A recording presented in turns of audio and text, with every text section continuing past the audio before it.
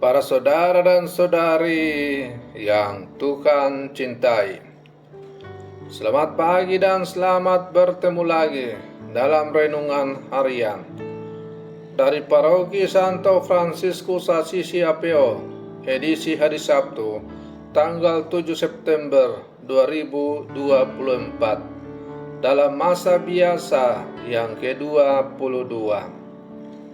Mengawali hari yang baru ini, kita hendak mendengar dan merenungkan sabda Tuhan. Marilah sebelum kita mendengar dan merenungkan sabda Tuhan, kita berdoa. Dalam nama Bapa dan Putra dan Roh Kudus. Amin.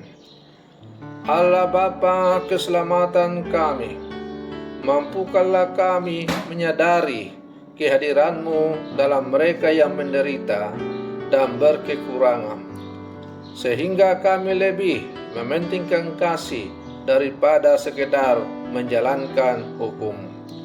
Bersabdalah ya Tuhan, kami siap mendengar.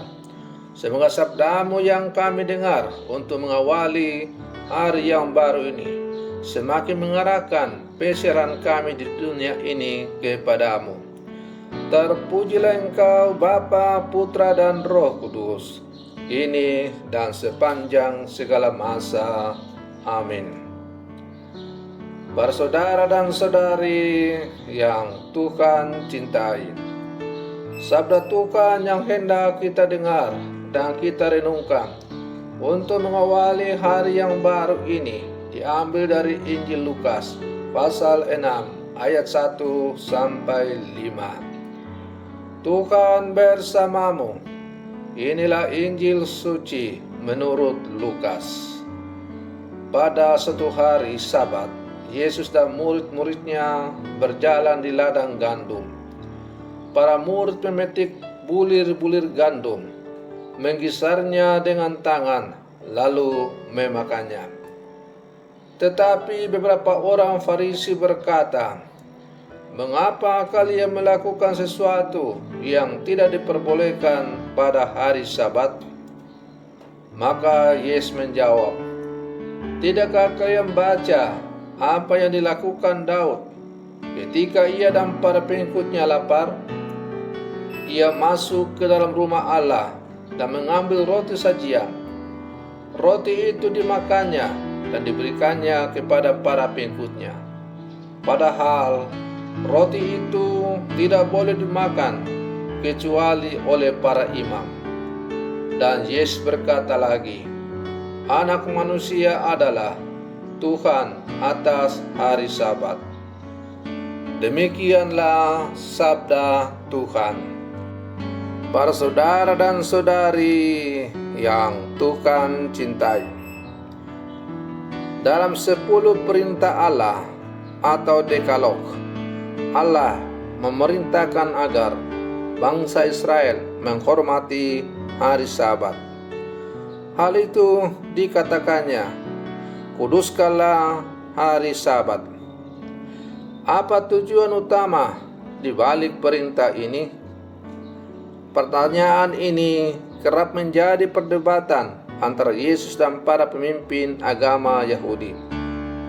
Hari Sabat adalah saat untuk beristirahat. Namun, Sabat bukan sekedar hari untuk bersantai-santai dan tidak bekerja sama sekali. Karena tidak bekerja, Sabat adalah kesempatan istimewa untuk mengingat dan merayakan kebaikan Allah dan karyanya, untuk memuji Allah, karya penciptaannya, dan tindakan penyelamatannya bagi manusia. Supaya puji-pujian terhadap Allah tidak terganggu, maka pekerjaan sehari-hari dihentikan. Istirahat diperlukan supaya memperoleh kesegaran jiwa untuk menikmati dan merasakan kebaikan Allah. Para saudara dan saudari yang Tuhan cintai, para murid Yesus dimarahi oleh ahli-ahli Taurat dan orang-orang Farisi bukan karena memetik dan memakan bulir gandum dari ladang, melainkan karena melakukan hal itu pada hari Sabat.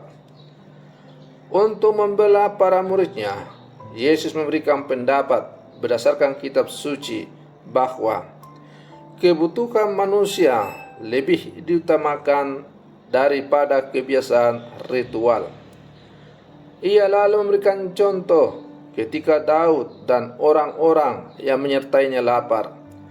Mereka makan roti kudus yang dipersembahkan di rumah Allah. Bagi Yesus, kehidupan manusia sebagai ciptaan Allah lebih bernilai daripada aturan-aturan ritual. Apakah kita menghormati Allah dengan cara kita memperlakukan sesama dengan baik pada saat merayakan hari Tuhan? Para saudara dan saudari yang Tuhan cintai, Anak manusia adalah Tuhan atas hari Sabat. Manusia butuh peraturan untuk menciptakan kondisi hidup yang jelas, terarah dan tertata.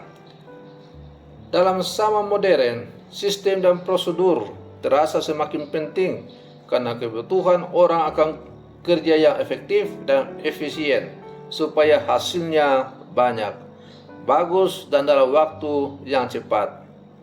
Untuk itu, perusahaan, institusi, dan lembaga di berbagai bidang, bahkan termasuk institusi gerejani seperti paroki dan tarekat-tarekat, membangun sistem dan menyusun prosedur sedemikian rupa supaya semua berjalan sesuai aturan dan harapan. Ironisnya, sistem, prosedur, dan aturan itu dipakai untuk mengukur manusia. Bahwasanya orang yang baik dalam sebuah institusi adalah orang yang memenuhi semua standar yang berlaku. Para saudara dan saudari yang Tuhan cintai, dalam kehidupan kita di zaman modern ini, kadang-kadang cerita model orang Farisi terulang dalam lembaga atau institusi atau dalam kehidupan kita sehari-hari. Terkadang kita begitu kaku terhadap sesama kita karena melanggar ini, melanggar itu, dan sebagainya. Kita sebagai murid Yesus diajak untuk dalam menjalani kehidupan ini yang diutamakan adalah hukum yang tertinggi, yaitu hukum kasih. Kasih kepada Allah dan kasih kepada sesama. Para saudara dan saudari yang Tuhan cintai, maka marilah dalam seluruh kehidupan kita semakin berbelas kasih terhadap sesama.